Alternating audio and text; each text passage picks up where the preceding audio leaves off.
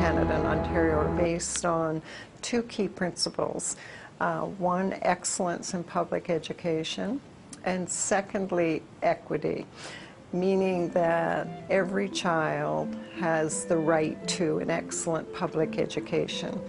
These have been foundational pillars for public education in this country and indeed in this province from the mid-1800s when we really just got started because, as you know, Canada became an entity in 1867. Tout dépend de la façon d'enseigner. Alors, lorsque les élèves arrivent ici, on essaie de détecter très tôt ceux qui ont des déficiences linguistiques et on offre de l'aide supplémentaire pour les mettre à niveau, au point où ils pourront suivre, parce que vous comprenez que si la langue d'enseignement est le français et que vous êtes déficient en français, c'est évident que dans les autres matières, vous aurez des problèmes. La politique ontarienne, c'est de placer l'élève avec son groupe d'âge.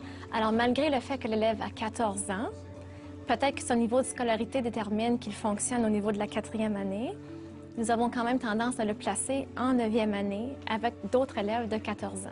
Donc, ça crée un grand déséquilibre en salle de classe. Educators, teachers still have a tremendous amount of autonomy for making decisions about what to do with their students. The provinces and the state have not yet moved to try to script everything that teachers do in a way that would completely remove creativity, not just from what students do, but from teachers' lives.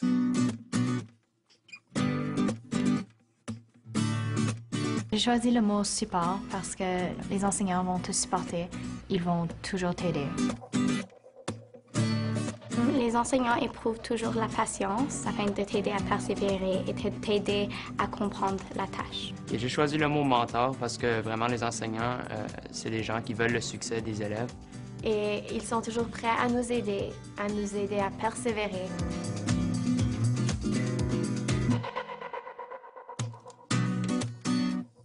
I would say teachers are a highly respected profession in Canada.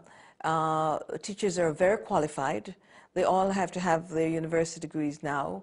They all are engaged in ongoing professional development, going to school in the summers, taking their master's degrees, some their doctorate degrees. And it's a respected profession here. And I'd say that they're well paid. Au secondaire, donc de la 9e à la 12e année, un enseignant enseigne 3 fois 75 minutes dans une journée et il a 75 minutes de temps de prep. L'enseignant enseigne 3 périodes sur 4. Donc, il a 75 minutes par jour. Ça, c'est selon la convention collective. Je ne m'intéresse plutôt pas vers l'enseignement. Par contre, je sais que c'est un métier qui apporte la stabilité financière. Je crois que ça sera satisfaisant d'apprendre à les élèves puisque tu répandis tes connaissances afin que les futures générations, afin qu'ils puissent répandre cette connaissance. Donc, je trouve que c'est une chaîne de bonté, disons. So, I would like you to complete this today so that we can have a thorough discussion tomorrow. The College of Teachers has responsibility for accreditation of teacher education programs as well as continuing education. So I think it's a continuation with our ongoing programs, same quality, that's assured, same criteria. So actually, this particular body, we do really 3 things. We license all of the teachers in Ontario. We ensure a continuing education, and we investigate complaints. So part of the challenge with teacher education is how do you shift the focus away from figuring out what is the best way for me to teach you something to trying to figure out what is the best way for us to learn something, right, together, so that we're both engaged in the learning process.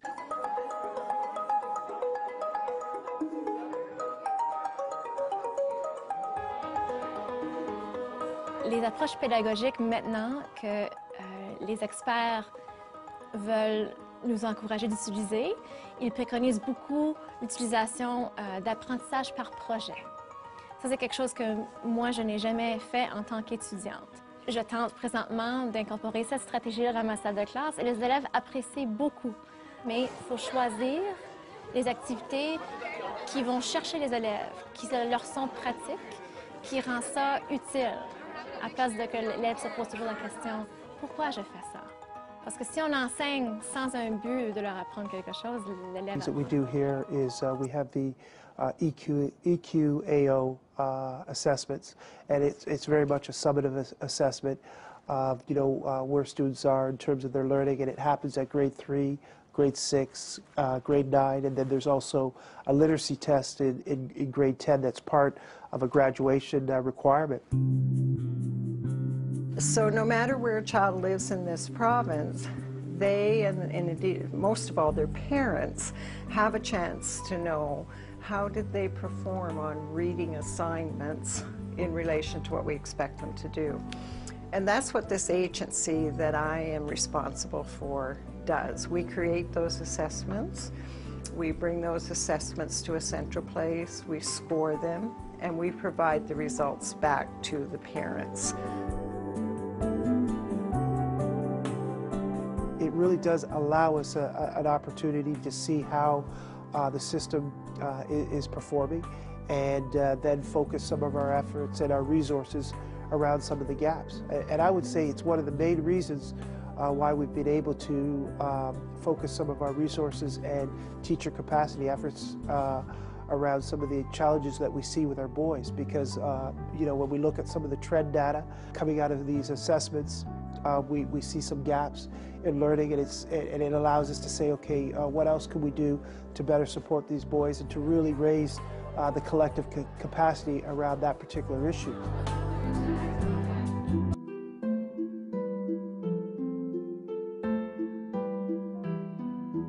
Nos familles sont en général très impliquées dans les écoles et il y a les conseils des parents. Donc, dans les écoles élémentaires, je crois surtout c'est ce conseil qui dirige les écoles et qui aide avec les activités. Et au secondaire, c'est vraiment là juste pour supporter les décisions de l'école et s'impliquer dans la vie des élèves.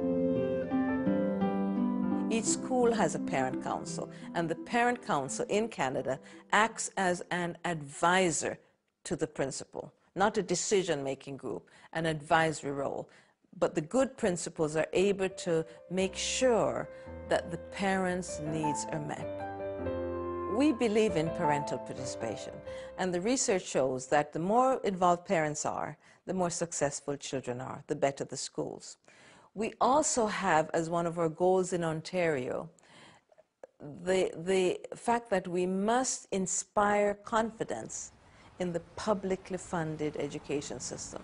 That's very, very distinctive about us. We don't have charter schools in Ontario, and it's because we have been putting our attention on public schools. We want public schools to be the schools of choice.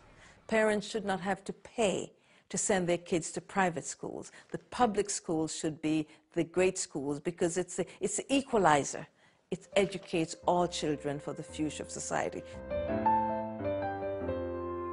So even though there are private schools with, and rich people go to private schools, for the most part, everybody goes to public schools. So it's the thing we all share. That's why it's important that people protect it and work at keeping it strong, because we have this incredible thing here, which is that we all share this. We all go to public schools, and it gives us, it's a part of who we are. It does give us our culture. People always go, oh, Canada doesn't have any culture, and I happen to think it does.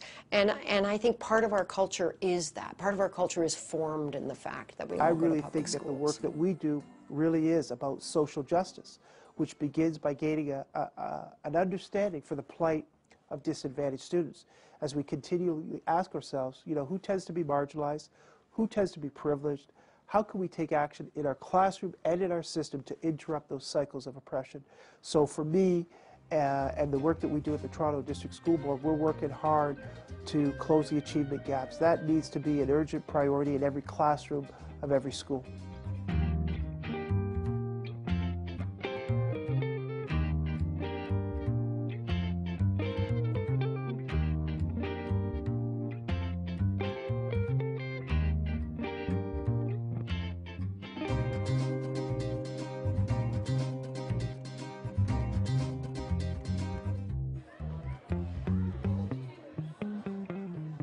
My vision is that we educate the whole child. We educate their minds, their hearts. We educate them in terms of what they will do. We educate them for citizenship. And when we do that, it cannot be just what's on a test, because not everything that's important can be measured, and not everything that's measured is important. So that's why we have literacy, numeracy, character, a focus on the arts, a focus on social studies, geography, history.